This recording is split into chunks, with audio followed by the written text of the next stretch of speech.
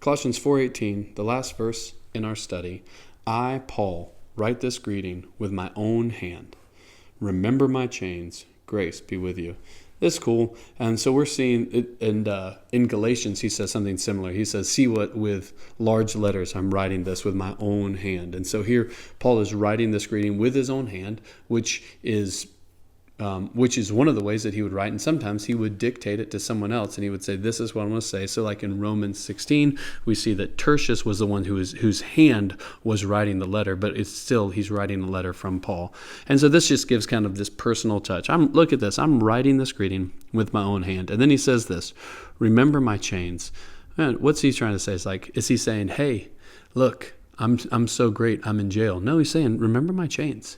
And for you to think about this is, I'm in prison. Why am I in prison? I'm in prison for the gospel. It doesn't matter how bad your situation gets. You can still be a minister of the gospel. And so we have here, Paul is writing. He's writing from prison. Remember my chains. I'm in prison for the sake of the gospel. It's that important. The gospel is that important. Whatever it is that's going on in your life, it is that important. Don't be like Demas. Don't leave the gospel for this world.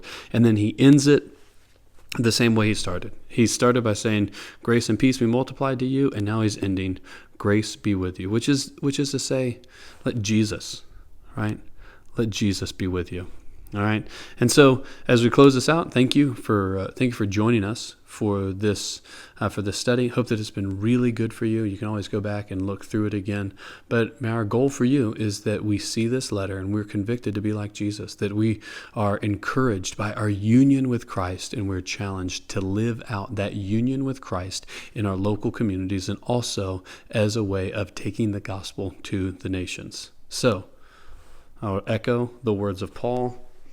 May the grace of our Lord Jesus Christ be with you.